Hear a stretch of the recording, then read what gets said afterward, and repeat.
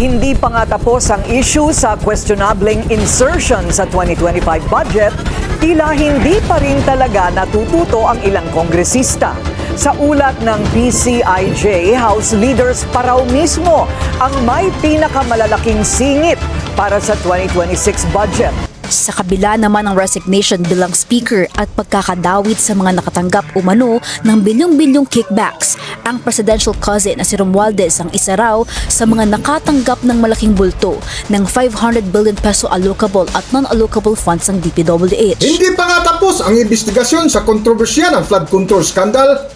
Kongreso, inulit na naman ang napakalaking insertion ng 2026 budget.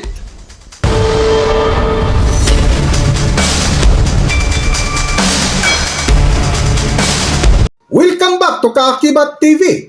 Kung matatandaan itong nakalipas na linggo ay nagtrending sa social media ang mag-join na sina Ilocos Norte 1st District Representative Sandro Marcos at dating House Speaker Martin Romualdez na tinawag pa silang Pork Barrel Kings. Ito'y sa isang ulat ng Philippine Center for Investigative Journalism o PCIJ. Tinawag na Pork Barrel Kings sina Ilocos Norte 1st District Sandro Marcos at dating House Speaker Martin Romualdez sa isang ulat ng Philippine Center for Investigative Journalism.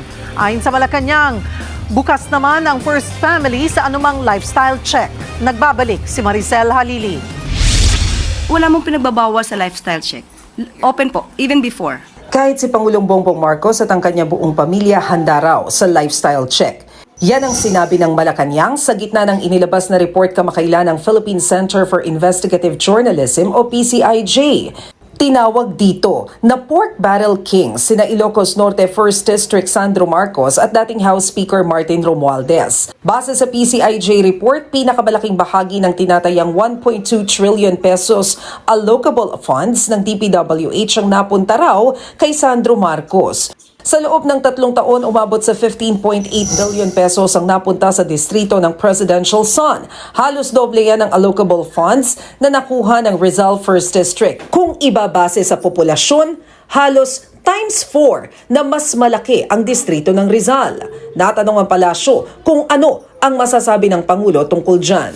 Nabasa na po ng Pangulo ang nabanggit na report or pag-uulat ng PCIJ. Alam naman po ng Pangulo na alam ni Congressman Sandro Marcos ang kanyang ginagawa at alam niya po kung paano ito sasagutin. Wala pang sagot tungkol sa PCIJ report si Congressman Sandro. Bukod dyan, hindi rin pinalagpas ng PCIJ ang umano'y allocable funds na napunta kay dating House Speaker at late 1st District Representative Martin Romualdez. Sa datos pong mga lawas siya kay Sandro Marcos sa pinakamalaking pork-style allocation mula 2023 hanggang 2025. Umabot ito sa 14.4 billion pesos para sa kanyang distrito. Gaya ng distrito ng Presidential Son, mas maliit na distrito ang hawak ni Romualdez pero mas bababa ang nakuhang pondo sa ilan pang mas mataong lugar. Tikom pa ang bibig ni Romualdez dito. Noong Agosto, ipinag-utos ni Pangulong Marcos ang lifestyle check sa lahat ng opisyal ng gobyerno. Pero hanggang ngayon wala pang update kung natapos na ito. Sa panibagong update nga ng Philippine Center for Investigation Journalism ay muling natuklasan na naman nila na tila hindi na natuto ang Kongreso o sadyang napakakapal na ng mukha ng mga kongresista na tila nakaplano na lahat dahil hindi pa nga tapos ang investigasyon sa kontrobersya ng flood control scandal ay inulit na naman ng mga kongresista ang napakalaking pundo ng insertion na ang nangunguna ay ang pumalit kay dating Speaker Martin Romualdez na si Speaker Bujidi na di umano appointee ni Congressman Sandro Marcos na ang pangalawa sa listahan ay ang pumalit kay former Ako Bicol Party List Zaldico na sinoy Vice Representative Micaela Swansing bilang bagong appropriation chair. Hindi pa nga tapos ang issue sa questionableng insertion sa 2025 budget, tila hindi pa rin talaga natututo ang ilang kongresista. Sa ulat ng PCIJ, House leaders pa raw mismo ang may pinakamalalaking singit para sa 2026 budget. Ang detalye sa agenda report ni Elijah Bonzo. Ilang buwan na ang nakalipas matapos magkaroon ng palit liderato sa Kongreso, bunsod ng sunod-sunod na pagputok ng issue na may ugnay sa flood control scandal.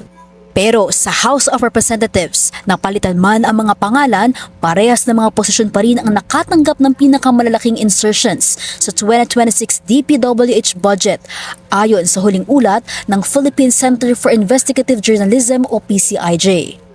Una sa listahan ay ang pumalit kay Congressman Martin Romualdez bilang Speaker na si Isabela 6th District Representative Boji D.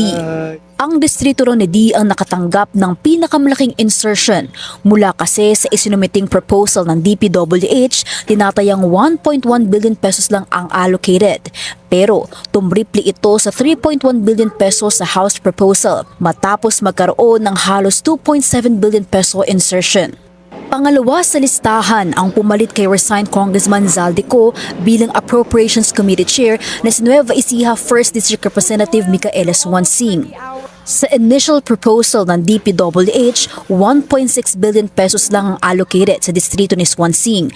Pero dumoble ito sa 3.4 billion pesos pagkatapos ng House Budget Deliberation, kung saan nagkaroon siya ng tinatayang 1.77 billion peso insertion. Sumunod sa ikatlong pwesto ang kapatid ni Swansing na si Sultan Kudarat 2nd District Representative Bella Swansing na nakatanggap ng 3.9 billion peso allocation matapos ng tinatayang 1.6 billion peso insertion. Ngunit ang nakakagulat na sa kabila ng pagbitiw ng presidential cousin na si dating Speaker Martin Romualdez sa pwesto dahil sa bilyong-bilyong piso na kickback na di umano nakatanggap ng 500 billion pesos allocable funds ng DPWH na ngayon ay muli na naman nakatanggap ng bilyong-bilyong piso budget sa taong 2026. Para sa buong kwento, narito ating panoorin ang video. Sa kabila naman ng resignation bilang speaker at pagkakadawit sa mga nakatanggap umano ng bilyong-bilyong kickbacks, ang presidential cousin na si Romualdez ang isa raw sa mga nakatanggap ng malaking bulto ng 500 billion peso allocable at non-allocable funds ng DPWH. Nakatanggap ang distrito niya ng 6 billion pesos, mas mababa sa originally proposed na 9.9 billion pesos.